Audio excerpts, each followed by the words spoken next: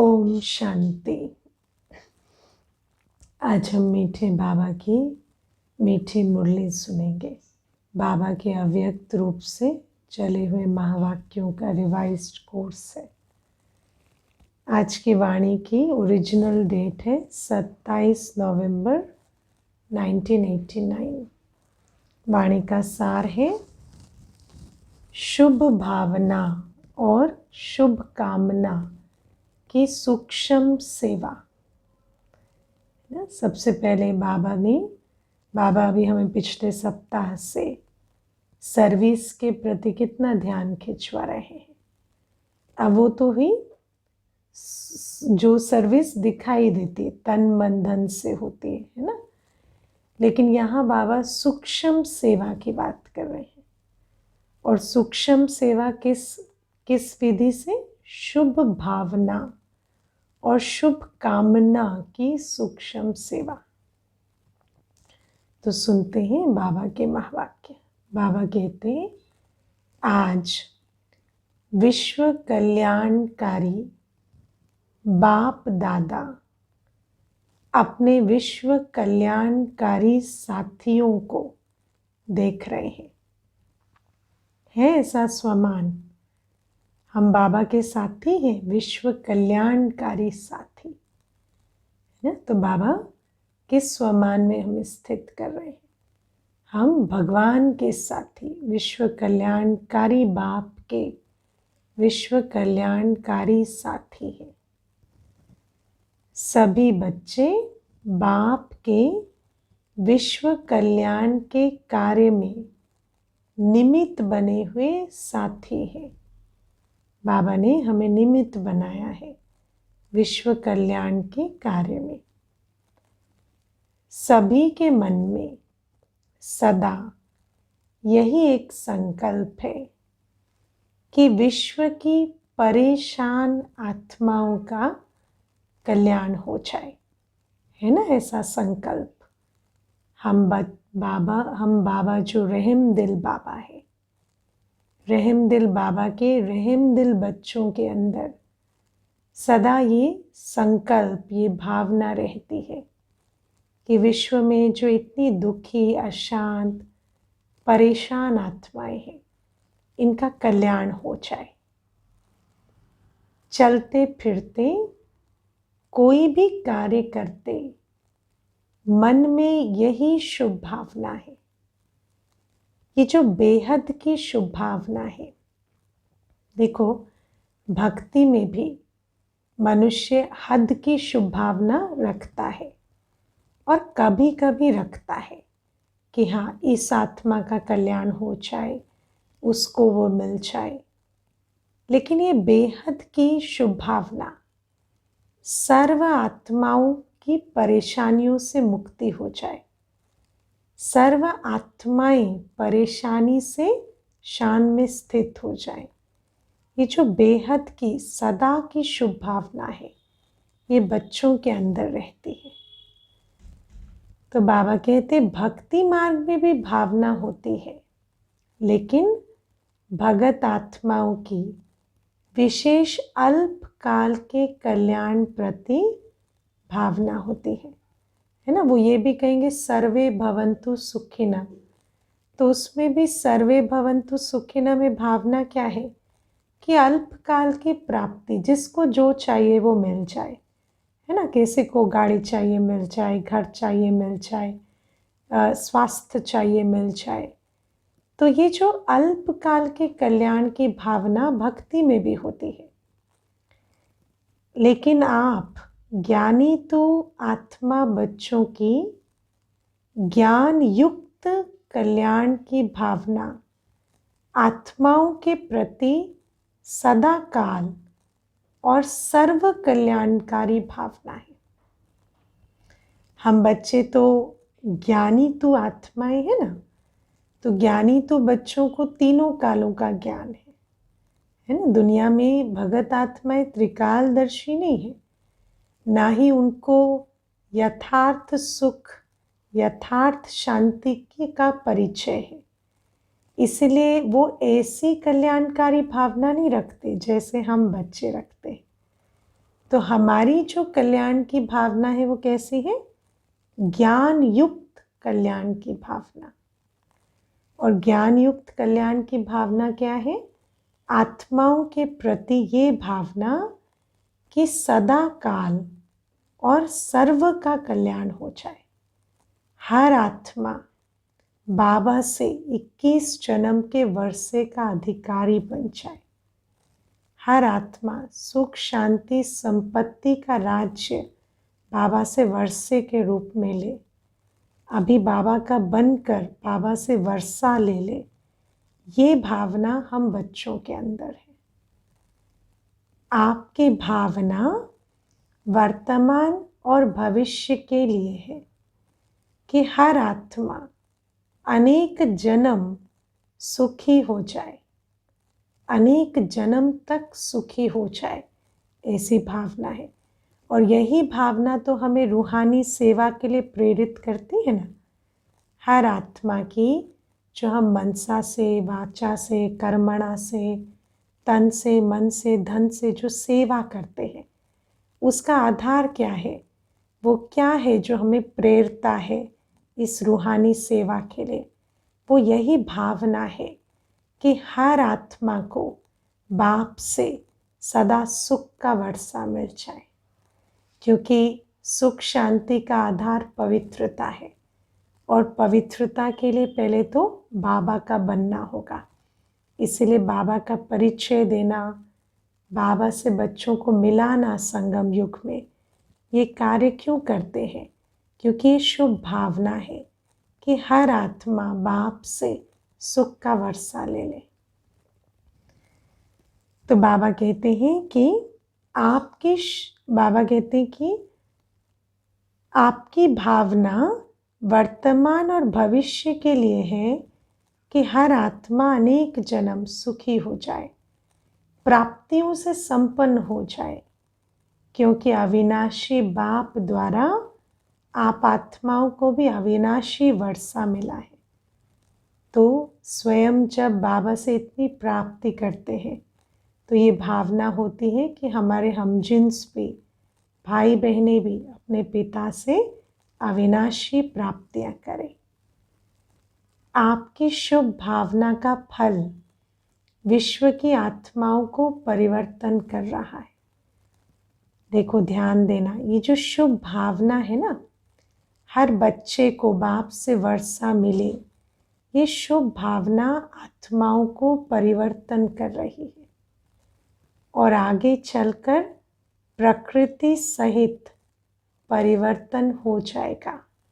शुभ भावना इतनी पावरफुल होती है, इससे आत्माओं का परिवर्तन, प्रकृति का परिवर्तन भी होता है। आप आत्माओं की श्रेष्ठ भावना इतना श्रेष्ठ फल प्राप्त कराने वाली है। जब हमने बाबा से ज्ञान नहीं सुना था तो हम अपने संकल्प की शक्ति को भी नहीं पहचानते थे। नहीं, हमें नहीं पता था कि एक एक संकल्प से सृष्टि बनती है।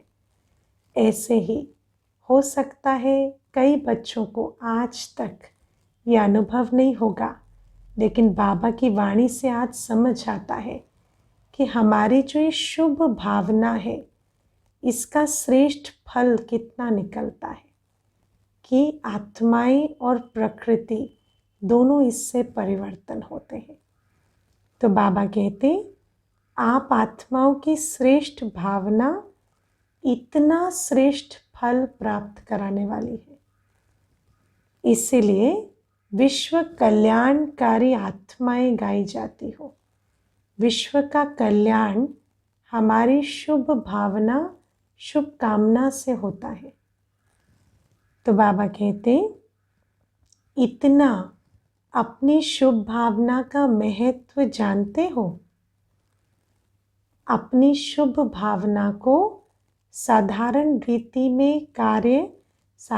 रीति से कार्य में लगाते चल रहे हो या महत्व जानकर चलते हो? वैसे भी जो विश्व कल्याणकारी बाप के बच्चे हैं, शुभ भावना तो जैसे बाबा का बनते ही हमारे अंदर आ ही जाती है, लेकिन फिर भी क्या हम इस शुभ भावना के महत्व को जानकर चलते हैं या ऐसे ही साधारण रीति चलते हैं? क्योंकि जो चीज़ जानकर चलते हैं ना, उस पर अटेंशन रहता है। दुनिया वाले भी शुभ भावना शब्द कहते हैं, गुड विशेस है ना, कितना कहते हैं, गुड विशेस दो, गुड विशेस लो। दुनिया में ये शुभ भावना शब्द बहुत चलता है, लेकिन आपकी शुभ भावना सिर्फ शुभ नहीं है, शक्तिशाली भी है। और बाबा ने आज और एक शब्द क्या यूज किया, ज्ञान युक्त है।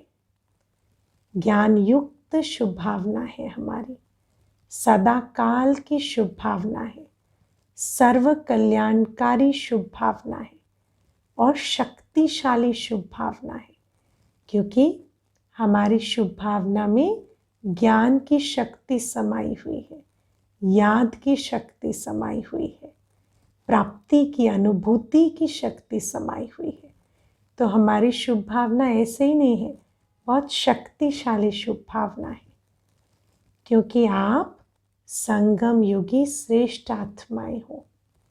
संगम युग को ड्रामा अनुसार प्रत्यक्ष फल प्राप्त होने का वरदान है ना। दुनिया में कल्प वृक्ष की कहानी सुनाते हैं तो कहते हैं कि कल्प वृक्ष के नीचे बैठने वाले जो संकल्प करते हैं वो मिलता है। और हम कौन हैं? संगम योगी आत्माएं, कल्प वृक्ष के नीचे प्रैक्टिकल बैठी हुई, जड़ों में बैठी हुई आत्माएं। हमें कौन सा वरदान प्राप्त है? प्रत्यक्ष फल का। अभी अभी सोचा, अभी अभी मिला, अभी अभी भावना रखी, अभी अभी सिद्धि हुई। तो बाबा कहते इसलिए अपनी भावना का प्रत्यक्ष फल आत्माओं को प्राप्त होता है। आपकी भावना का प्रत्यक्ष फल आत्माओं को प्राप्त होता है। जैसे ही भावना रखते हैं, शुभ भावना, तो आत्माओं का कल्याण होना प्रारंभ हो जाता है। इसीलिए तो भोग लगवाते हैं, है ना, सब चीज़ें करते हैं ताकि क्या, ब्राह्मण आत्माओं की शुभ भावना मिले। क्योंकि ऐसी कल्याणकारी शुभ भावना है कि जैसे ही ये शुभ भावना इमर्ज होती है, प्रत्यक्ष फल आत्माओं को प्राप्त होने लगता है। जो भी आत्माएं आपके संबंध संपर्क में आती हैं, वो उसी समय ही शांति व स्नेह के फल की अनुभूति करती है। शुभ भावना शुभ कामना के बिना हो नहीं सकती, है ना। ज़रूर कोई भावना रखते हैं तो उसके पहले कामना तो होती है ना, ये हो जाए। तो बाबा कहते क्या कामना है हमारी? हम बच्चों की शुभ कामना क्या है कि हर आत्मा के प्रति सदैव रहम की ये कामना रहती कि ये आत्मा भी वर्षे की अधिकारी बन जाए, है ना।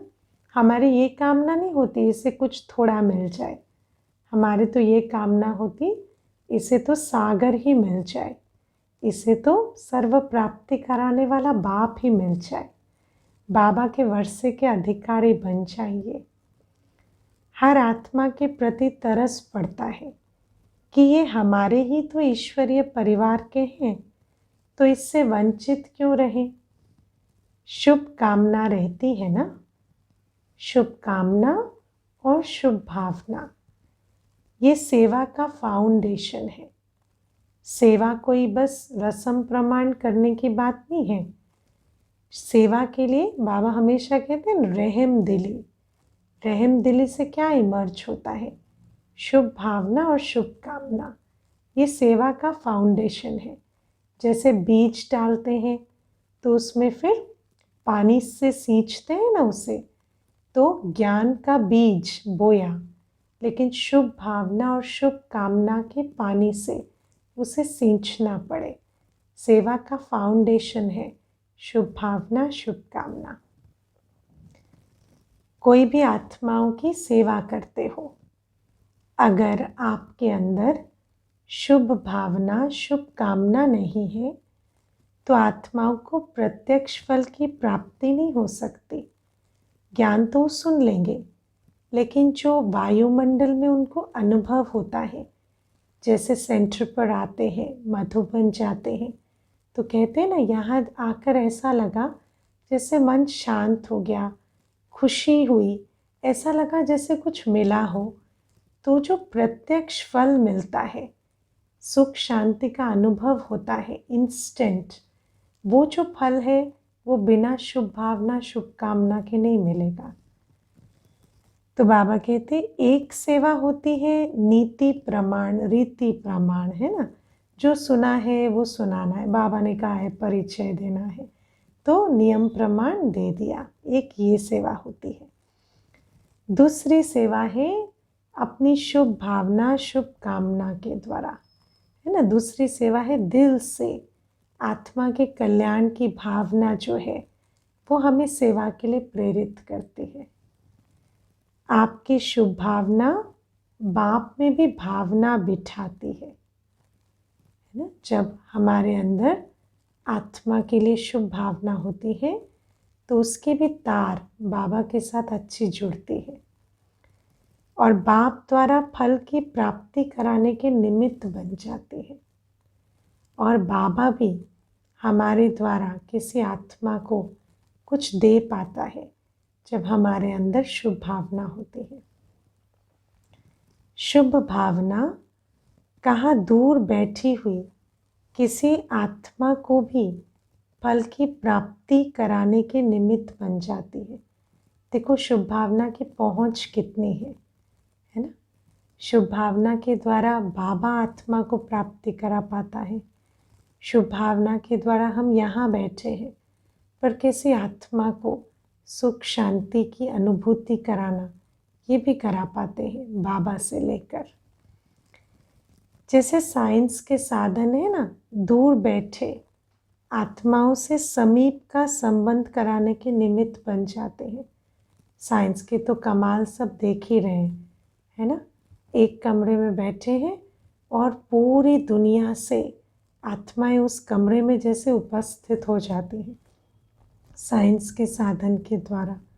सबका चेहरा भी देख रहे हैं, आवाज़ भी सुन रहे हैं, वाचा का आदान प्रदान भी हो रहा है। तो इतना अगर साइंस कमाल कर सकती है, तो शुभ भावना के द्वारा भी जैसे कोई आत्मा कहाँ भी बैठी है उसको अपने जो शुभ संकल्प है वो पहुँचा सकते हैं। तो बाबा कहते आपकी आवाज़ जैसे साइंस के द्वारा पहुँच जाती है, आपका संदेश पहुँच जाता है, दृश्य पहुँच जाता है। तो जब साइंस की शक्ति अल्पकाल के लिए समीपता का फल दे सकती है, तो आपके साइलेंस की शक्तिशाली शुभ भावना दूर बैठे भी आत्माओं को फल नहीं दे सकेगी। बाबा कहते हैं ना, साइलेंस तो साइंस की भी धरनी तैयार करती है। एक रिसर्चर भी जो साइंस के जो रिसर्च करते हैं वो भी साइलेंस का आधार लेते हैं। तो जो साइलेंस साइंस को जन्म देती है, क्या उस साइलेंस में इतनी पावर नहीं कि शुभ भावना के द्वारा, है ना, साइलेंस में बैठे शुभ भावना को इमर्ज किया तो उस आत्मा को फल की अनुभूति करा सके? क्या ये पॉसिबल नहीं? लेकिन इसका आधार क्या है समझना। अपने अंदर इतनी शांति की शक्ति जमा हो। अगर दुनिया में साइंस की विधि से ये कार्य होता है तो साइंस की शक्ति है तब। यहाँ भी साइलेंस के द्वारा जब शुभ भावना को यहाँ से वहाँ पहुँचाना है तो इतनी साइलेंस पावर अंदर जमा होनी चाहिए।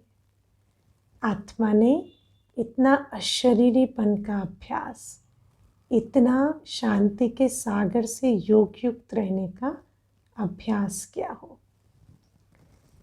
साइलेंस की शक्ति ये अलौकिक अनुभव करा सकते हैं। आगे चलकर ये प्रत्यक्ष प्रमाण अनुभव करते रहेंगे, क्योंकि अभी तो ऐसा समय है ना कि शुभ भावना इमर्ज होने से पहले ही फ़ोन उठा लेते हैं। लेकिन जब ये साइंस के साधन काम नहीं आएंगे ना, तब ये जो खेल है ये चलेगा। मनसा से मनसा परिवर्तन करना, वृत्ति से वृत्ति बदलना, साइलेंस पावर के द्वारा, शुभ भावना के द्वारा प्रत्यक्ष फल का अनुभव कराना, तो इसका सबका प्रत्यक्ष प्रमाण आगे मिलेगा। शुभ भावना अर्थात शक्तिशाली संकल्प। देखा कितना बाबा ने सरल कर कर बता दिया। शुभ भावना क्या है?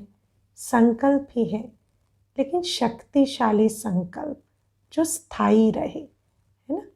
संकल्प परिवर्तन ना हो जाए, एक संकल्प जिसको एकदम धारण करके आत्मा बैठे। सब शक्तियों से संकल्प की गति जो है वो तीव्र है।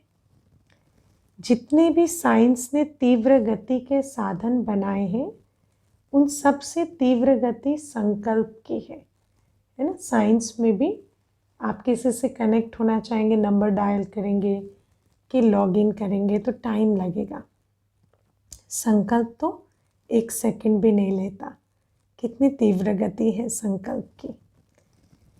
किसी भी आत्मा के प्रति व बेहद विश्व की आत्माओं के प्रति शुभ भावना जब रखते हो, अर्थात शक्तिशाली, शुभ और शुद्ध संकल्प करते हो कि इस आत्मा का कल्याण हो जाए, आपका संकल्प व भावना उत्पन्न होना और उस आत्मा को अनुभूति होगी। देखो कितना कमाल है। जैसे ही अंदर हम ब्राह्मण बच्चों के विश्व कल्याणकारी बाप की विश्व कल्याणकारी संतान के अंदर, कल्पवृक्ष की जड़ों में बैठे हुए बच्चों के अंदर जैसे ही शुभ संकल्प इमर्ज होता है ना कि इनका कल्याण हो जाए, तो उस आत्मा को अनुभूति होती है कि मुझ आत्मा को कोई विशेष सहयोग से शांति व शक्ति मिल रही है। जैसे अभी भी कई बच्चे अनुभव करते हैं कि कई कार्यों में मेरी हिम्मत व योग्यता नहीं थी, लेकिन बाप दादा की एक्स्ट्रा मदद से ये कार्य सहज ही सफल हो गया। अनुभव करते हैं ना, कई बार ऐसा लगता है जैसे बस हाथ लगाया और कार्य हो गया, जैसे बाप दादा स्वयं आए और कर कर चले गए। ऐसे ही आप मास्टर विश्व कल्याणकारी आत्माओं की सूक्ष्म सेवा प्रत्यक्ष रूप में अनुभव करेंगे। ऐसा अनुभव होगा जैसे फरिश्ते मेरी मदद कर रहे हैं, जैसे आत्माओं का बल और शुभ भावना, स्नेह और सहयोग मुझ में बल भर रहा है। तो बाबा कहते हैं समय भी कम, साधन भी कम, संपत्ति भी कम लगेगी। इसके लिए मन और बुद्धि सदा फ्री चाहिए। अगर हमें ये जो सूक्ष्म सेवा है ये करनी है, अब देखो किसी को वाचा सेवा करनी होती है तो उसको फिर अपनी वाचा की शक्ति को फ्री रखना होगा ना। ऐसे ही अगर ये सूक्ष्म सेवा करनी है तो मन और बुद्धि को फ्री रखना पड़ेगा। छोटी छोटी बातों में मन और बुद्धि को बिजी बहुत रखते हो। कोई भी छोटी बात हो जाती है, उसको घंटों मन बुद्धि में चलाते रहेंगे, ऐसे नहीं चलेगा। छोटी छोटी बातों को लेट गो करना पड़ेगा, मन बुद्धि को फ्री रखना पड़ेगा। इसलिए सेवा के सूक्ष्म गति की लाइन क्लियर नहीं रहती है। अभी भी बच्चे अपने मन बुद्धि को छोटी छोटी बातों में बिजी रखते हैं। इसलिए सेवा के लिए बाबा वेट करते रहते हैं, सिग्नल भेजते हैं, यहाँ लाइन बिजी जा रही है, किसी बात में फंसे पड़े हैं। सेवा के लिए लाइन क्लियर ही नहीं है।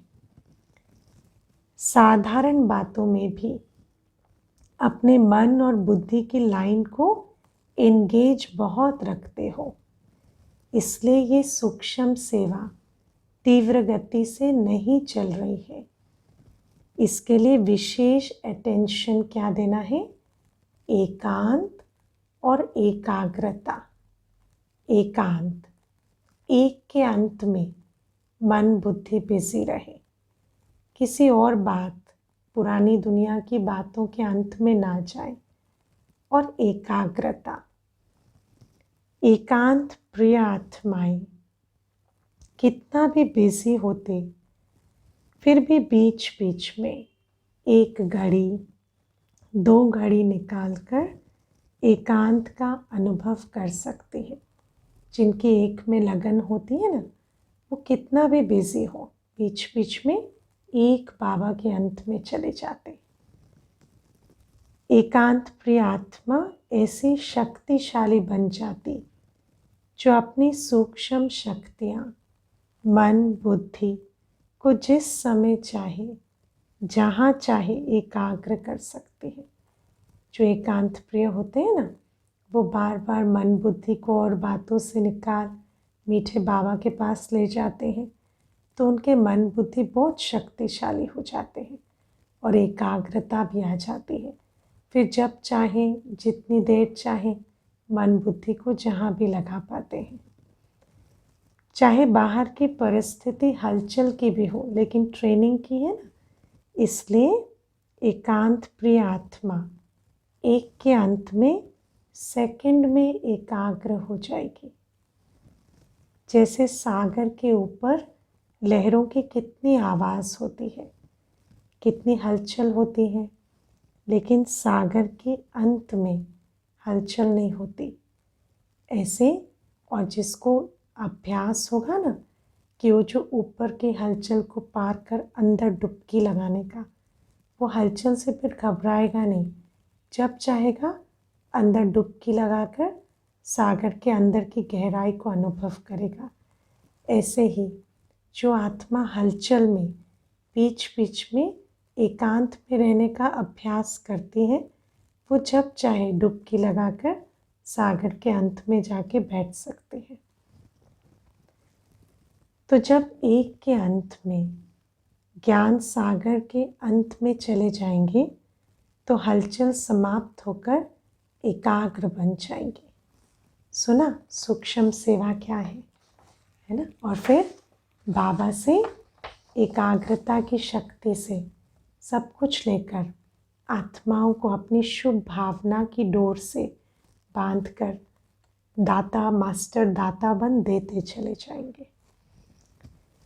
शुभ भावना, शुभकामना शब्द भी बोलते रहते हैं, लेकिन इसके महत्व को जान प्रत्यक्ष रूप में आने से अनेक आत्माओं को प्रत्यक्ष फल की अनुभूति कराने के निमित्त बनो। बाबा कहते सिर्फ शब्द नहीं बोलो, वास्तव में शुभ भावना, शुभकामना को यूज़ कर कितनी आत्माओं को प्रत्यक्ष फल की अनुभूति करा सकते हैं।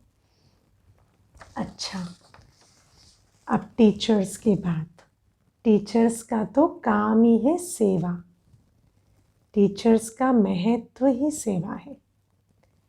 अगर सेवा का प्रत्यक्ष प्रमाण नहीं दिखाई देता तो उनको गोया टीचर की लिस्ट में गिनती नहीं किया जाएगा। टीचर की महानता सेवा हुई ना, तो सेवा का महीन रूप सुनाया है ना। सिर्फ वाचा सेवा नहीं, कर्मणा नहीं, सूक्ष्म सेवा भी करनी है। मुख की सेवा तो करते ही रहते हो, लेकिन मुख और मन की शुभ भावना की सेवा साथ साथ हो। सिर्फ मुख की सेवा नहीं, बाबा ने कहा ना बीज बोया है तो पानी भी डालो, तो मुख के साथ मन की भी सेवा शुभ भावना की साथ साथ हो। बोल और भावना डबल काम करेंगे। इस सूक्ष्म सेवा का अभ्यास बहुत काल अर्थात अभी से चाहिए। ये जो अभ्यास है ना, जैसे कल भी बाबा ने कहा अनुभवी मूर्त बनो, तो अभ्यास करने का समय कब होता है? जब बहुत हलचल होगी, चारों तरफ धरती हिलेगी, तब अभ्यास करेंगे क्या? तो अभ्यास अभी से चाहिए। जब शांति का समय है तब से बहुत काल का अभ्यास होगा तो हलचल के समय भी कर सकेंगे। तो बाबा कहते हैं इस सूक्ष्म सेवा का अभ्यास बहुत काल अर्थात अभी से चाहिए। अभी से करेंगे तो हलचल के समय तक बहुत काल का अभ्यास हो जाएगा, क्योंकि आगे चलकर सेवा की रूपरेखा बदलनी ही है। ऐसा भी समय आएगा जब स्थूल सेवा का पार्ट जैसे मर्ज हो जाएगा और सूक्ष्म सेवा का ही मुख्य रूप रहेगा। फिर उस समय सूक्ष्म सेवा में अपने को बिजी नहीं कर सकेंगे। बाहर की परिस्थितियाँ बुद्धि को आकर्षित कर लेंगी। रिजल्ट क्या होगी? याद और सेवा का बैलेंस नहीं रख सकेंगे। इसलिए अभी से अपने मन बुद्धि के सेवा की लाइन को चेक करो। अभी से लाइन चेक करेंगे, क्लियर रखेंगे तो अंत में भी याद और सेवा का बैलेंस रख सकेंगे। बाहर की परिस्थितियां मन बुद्धि को हलचल में नहीं ला पाएंगी। अब बाबा कहते हैं टीचर्स को चेक करना तो आता है ना। टीचर्स औरों को सिखाती हैं तो ज़रूर स्वयं जानती हैं तब तो सिखाती हैं। तो चेक तो कर सकते हैं ना, क्या कर रहे हैं या नहीं कर रहे हैं। सभी योग्य टीचर्स हो ना। योग्य टीचर की विशेषता ये है जो निरंतर, चाहे मनसा चाहे वाचा चाहे कर्मणा, सेवा में सदा बिजी रहे। अंडरलाइन कर लेना। कभी कभी सेवा तो कोई भी कर लेता है। योग्य टीचर कौन? जो निरंतर सेवा में बिजी रहे। कभी मनसा, कभी वाचा, कभी कर्मणा, कभी कोई कॉम्बिनेशन, लेकिन एक सेकंड भी सेवा से फ्री ना हो। ऐसे होते योग्य टीचर। तो और बातों से स्वतः ही खाली हो जाएंगे। अच्छा, कुमारियां भी आई हैं। हाँ, सभी कुमारियों को बाबा देख रहे हैं। बाप दादा के सामने बैठे हो सभी, एक एक इंडिविजुअल। सुनना बाबा मेरे प्रति क्या कह रहा है। कुमारियां अर्थात कौन? होवनहार टीचर्स। कुमारी कौन? भविष्य की टीचर। तब तो कहेंगे ब्रह्मा कुमारियां हैं। अगर होवनहार सेवाधारी नहीं तो पाई पैसे वाली कुमारी है। ब्रह्मा कुमारी अर्थात होवनहार टीचर। नहीं तो कुमारी तो दुनिया में बहुत है, उनकी क्या वैल्यू होती है ना। कुमारियां क्या करती हैं? नौकरी की टोकरी उठाती है ना, पाई पैसे के पीछे। दुनिया में जितनी भी कुमारियां हैं उनका क्या एम है? कुछ भी नहीं, कल पैसा कमाना है, बस इतना। बाप दादा को हंसी आती है कुमारियों के ऊपर। क्यों भाई? बाबा को क्यों हंसी आती? सुनते हैं। टोकरी का बोझ उठाने के लिए तैयार हो जाती हैं, लेकिन भगवान के घर में अर्थात सेवा स्थानों में रहने की हिम्मत नहीं रखती है ना। सारी दुनिया की बातें सुन लेंगी, नौकरी की टोकरी उठा लेंगी, लेकिन भगवान के घर में रहने की हिम्मत नहीं है। बताओ, भगवान के घर में रहने की हिम्मत नहीं है। ऐसी कमजोर कुमारियां तो नहीं हो ना। चाहे पढ़ भी रही है तो भी लक्ष्य तो पहले से ही रखा जाता है कि नौकरी करनी है या क्या करना है? विश्व सेवा करनी है। नौकरी करनी है या विश्व सेवा करनी है, लक्ष्य अभी से पक्का करो, भले अभी पढ़ रहे हैं। नौकरी करना अर्थात अपने को पालना। बाल बच्चे तो है नहीं, कुमारी रहना है ना, तो बाल बच्चे को पालने की बात नहीं, अपने को पालने की कितनी टेंशन है। बाल बच्चे तो है नहीं जिनको पालना पड़े।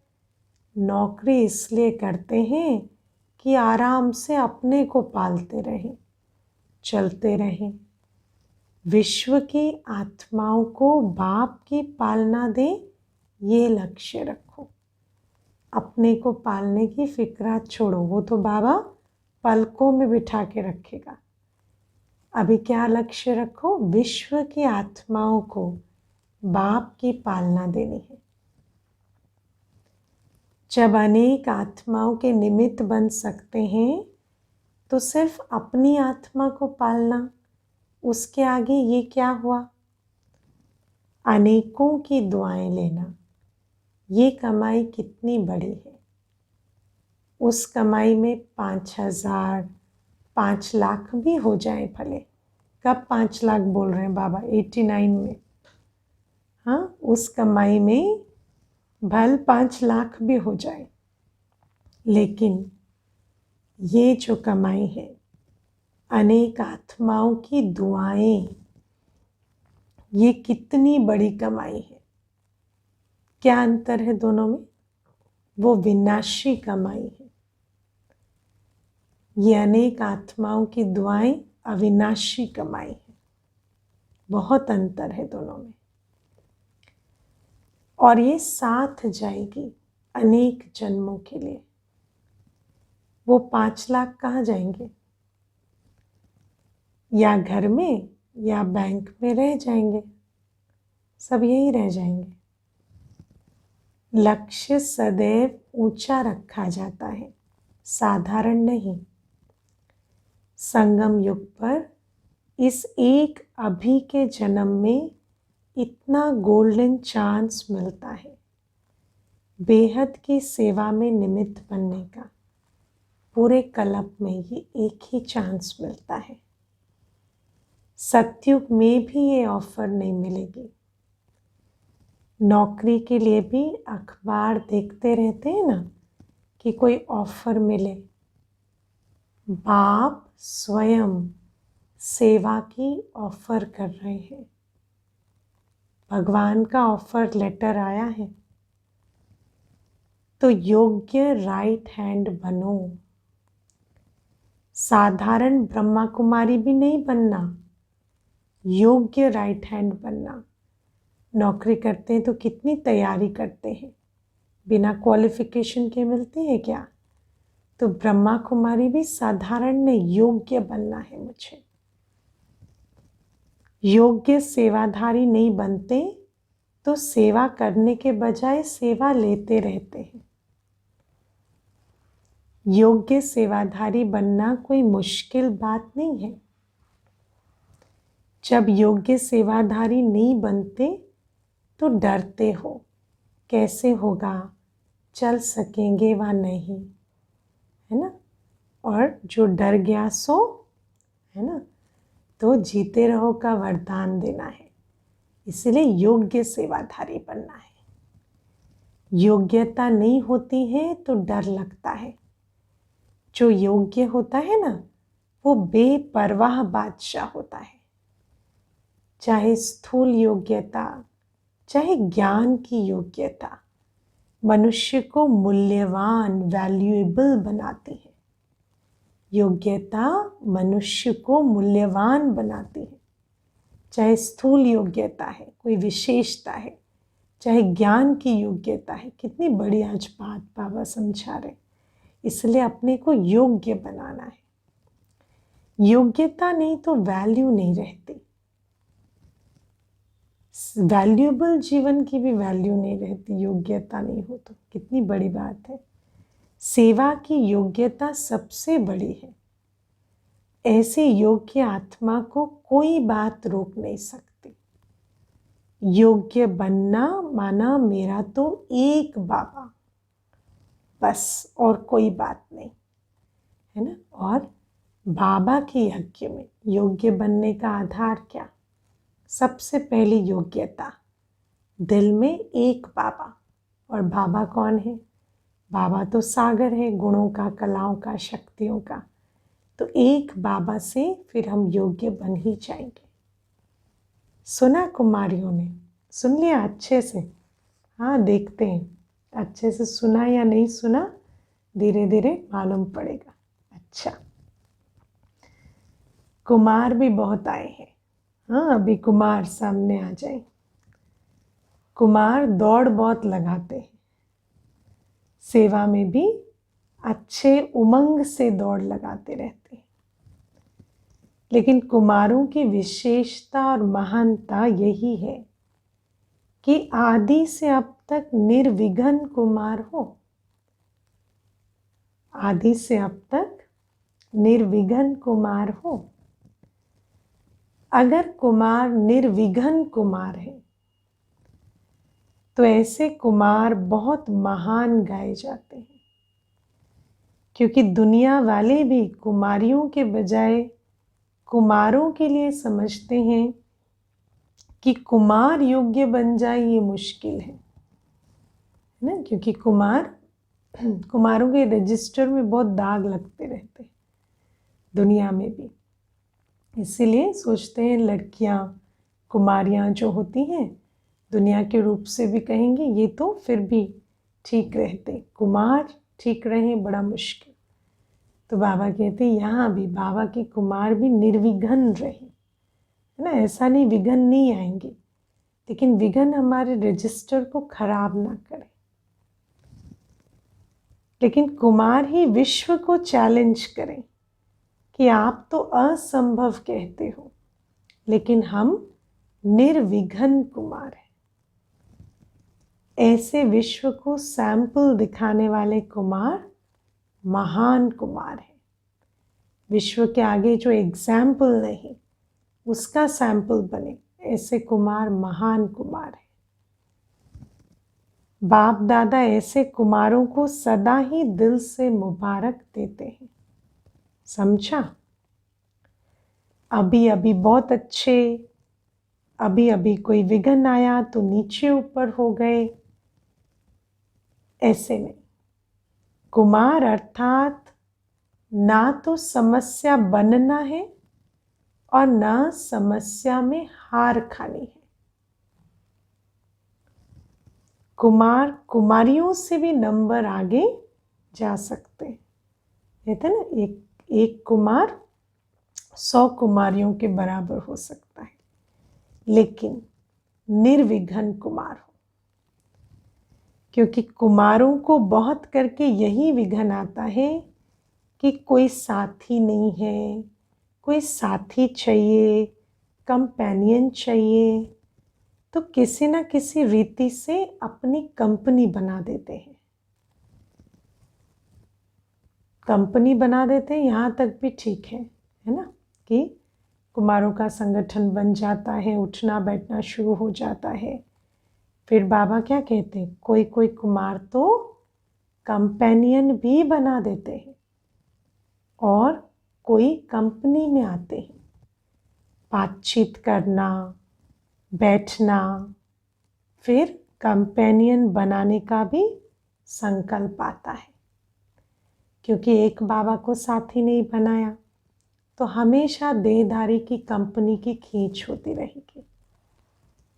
लेकिन ऐसे भी कुमार हैं जो बाप के सिवाय ना कंपनी बनाने वाले हैं ना कंपेनियन बनाने वाले हैं।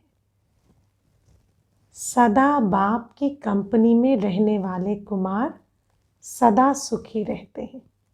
लिख के रखना इसे। जो सदा बाप की कंपनी में रहने वाले कुमार हैं वो सदा सुखी रहते हैं। देहधारी के पीछे सुख नहीं मिलता। देहधारी तो माया का जाल है ना, अभी सुख का अनुभव, सदा काल का दुख। तो आप लोग कौन से कुमार हो? थोड़ी थोड़ी कंपनी चाहिए? बाबा पूछते हैं। सारा परिवार कंपनी है फिर तो ठीक, लेकिन 2-3 या कोई एक कंपनी चाहिए वो रॉन्ग है। परिवार में कोई विशेष नहीं, सारा परिवार कंपनी है, अच्छी बात है। तो आप सभी कौन हो? निर्विघ्न हो ना। नए कुमार भी कमाल करके दिखाएंगे। सुना नए कुमारों ने? बाबा कहते कमाल करके दिखाएंगे। आखिर तो विश्व को आपके आगे और बाप के आगे झुकना तो है ना। तो ये कुमारों की कमाल विश्व को झुकाएगी। विश्व आपके गुण गायन करेगा कि कमाल है कुमारों की। कुमारी मेजॉरिटी फिर भी सेवा की कंपनी में रहती है ना। देखो ये फर्क है, कुमारियों को तो फिर भी सेवा में संगठन में रहती है, सेंटर पर रहती हैं, लेकिन कुमारों को थोड़ा सा कंपनी का संकल्प आता है ना, क्योंकि कुमार ज़्यादातर अकेले रहकर पुरुषार्थ करते हैं, तो फिर थोड़ा संकल्प आता है। तो बाबा क्या कहते हैं सुनो। तो पांडव भवन बनाकर सफल रहें, ऐसा कोई करके दिखाओ। तो कुमार भी संगठन में पांडव भवन बनाए, जहाँ संगठन में मिलकर रहे, ऐसा कोई करके दिखाओ। लेकिन आज पांडव भवन बनाओ और कल पांडव एक ईस्ट में चला जाए, एक वेस्ट में चला जाए, ऐसा पांडव भवन नहीं बनाना। बाप दादा को कुमारों के ऊपर विशेष नाज है कि अकेले रहते भी पुरुषार्थ में चल रहे हैं।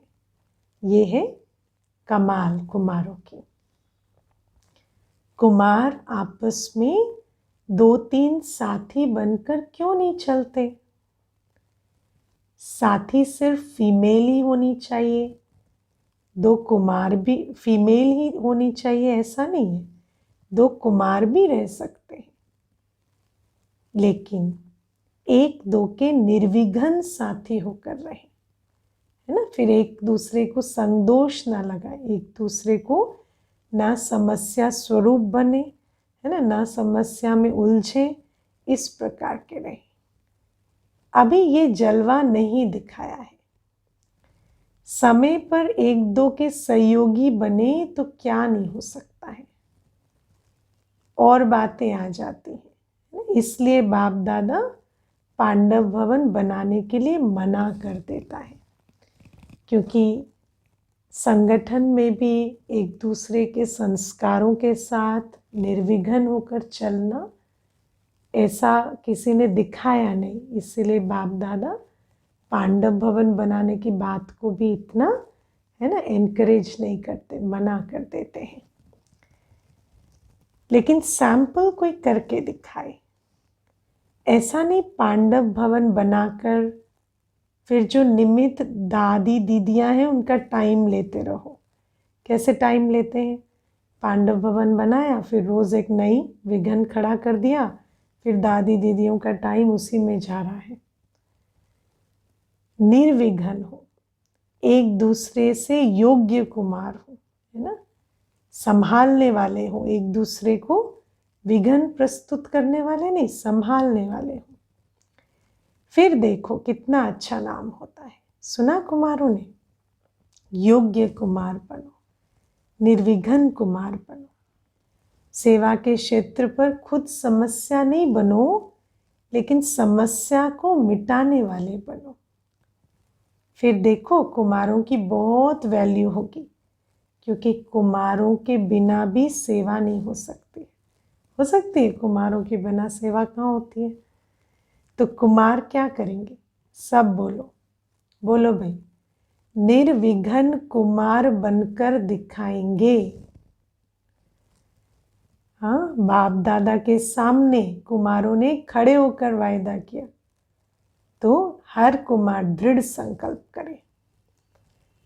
अभी सभी का फोटो निकल गया है, बाबा कहते हैं ना।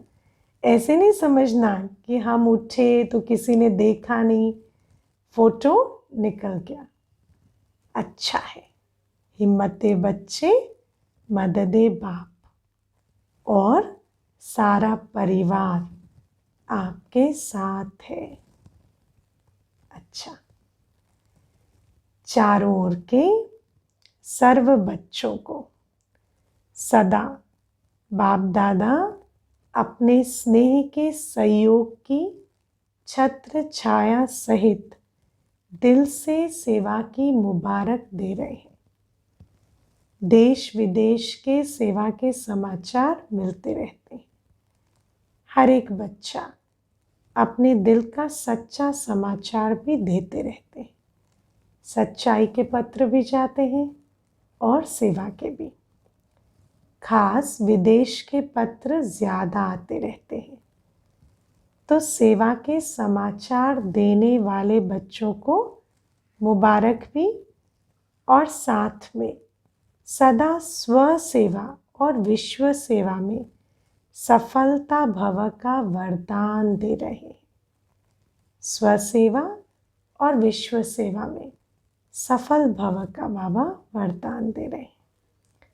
स्व पुरुषार्थ के समाचार देने वालों को बाप दादा यही वरदान दे रहे हैं। सुन लो, जो रोज चार्ट भेजते हैं ना स्व पुरुषार्थ का, उनको बाबा क्या वरदान दे रहे हैं कि जैसे सच्ची दिल से बाप को राजी करते रहते हो, ऐसे सदा स्वयं को भी स्वयं के संस्कारों से, संगठन से राजयुक्त अर्थात राजी रहो। तो बाबा कहते सिर्फ सच बताकर बाबा को राजी करा ऐसा नहीं, खुद भी राजी रहो। उसके लिए अपने संस्कारों और संगठन के संस्कारों से राजयुक्त रहो।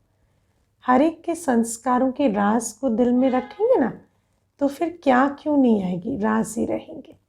तो सिर्फ बाबा को सच्चा, बाबा को कभी कभी ये भी सच लिखते हैं, आज दुख हुआ, आज चिंता हुई, आज परेशानी हुई, लेकिन बाबा कहते बाबा को तो राजी कर दिया सच बताकर, लेकिन खुद भी राजी रहो। उसके लिए क्या करना है, अपने संस्कारों को भी जानकर चलना है और संगठन के संस्कारों के भी राजयुक्त होकर चलना है।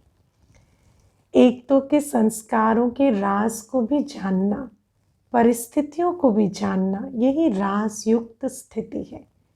बाकी सच्चे दिल से अपना पोता मेल देना और स्नेह की रूह रिहान के पत्र लिखना, अर्थात पिछला समाप्त करना और स्नेह की रूह रिहान सदा समीपता का अनुभव कराती रहेगी। बाबा को जो बात दे देते हैं ना, वो फिर वापस नहीं लेनी है। ऐसा नहीं बाबा को रोज़ एक ही बात लिख रहे हैं। बाबा से दिल की रूह रिहान करके बाबा को वो जो पुरानी बात है वो देकर समाप्त कर देनी है। ये है पत्रों का रिस्पॉन्ड। तो बाबा को जितनी रूह रिहान के पत्र लिखे ना, बाबा ने आज रिस्पॉन्ड कर दिया, मिल गया रिस्पॉन्स। ठीक है, पत्र लिखने में विदेशी बहुत होशियार है, जल्दी जल्दी लिखते हैं। भारतवासी भी लंबे लंबे पत्र भेजना नहीं शुरू करना। बाप दादा ने कह दिया है, क्या कहा है बाबा ने, याद है किसको? दो तीन बार पहले वाली मुरली में बाबा ने कहा कि 2 शब्दों का पत्र लिखो, ओके। बाबा ने ना कहा ओ में बाबा आ जाता है और के में किंगडम, बाप और वर्षा, है ना। तो ओके बिल्कुल ठीक है। सर्विस समाचार है तो लिखो, बाकी ओके। ओके लिखते हुए बाप और वर्षे को याद करके फुल स्टॉप लगाओ। इसमें सब कुछ आ जाता है। ये पत्र पढ़ना भी सहज है तो लिखना भी सहज है। लेकिन अगर ओके नहीं है तो क्या लिखें? तो फिर ओके नहीं लिखना, जब ओके हो जाओ तब लिखना। तो पहले ओके याद करके ओके हो जाओ, फिर ओके लिख के भेजना। पोस्ट पढ़ने में भी तो टाइम लगता है ना। कोई भी कार्य करो सदा शॉर्ट भी हो और स्वीट भी हो। देखो बाबा कितनी सारी बातें हमें सिखाते हैं। पत्र भी लिखे तो शॉर्ट भी लिखे और स्वीट भी लिखे। कोई भी पढ़े तो उसको खुशी हो, इसलिए राम कथाएं लिखकर नहीं भेजना, समझा। समाचार देना भी है, लेकिन समाचार देना सीखना भी है। अच्छा, सर्व शुभ भावना और शुभ कामना की सूक्ष्म सेवा के महत्व को जानने वाले महान आत्माओं को बाप दादा का याद, प्यार और नमस्ते। ऐसे मीठे प्यारे बाबा को भी हम बच्चों का याद प्यार गुड मॉर्निंग और नमस्ते। ओम शांति। वरदान है आज का, अपने परिवर्तन द्वारा निरंतर विजय की अनुभूति करने वाले सच्चे सेवाधारी भव। विजय कब होगी? दूसरे के परिवर्तन से नहीं, अपने परिवर्तन से होगी।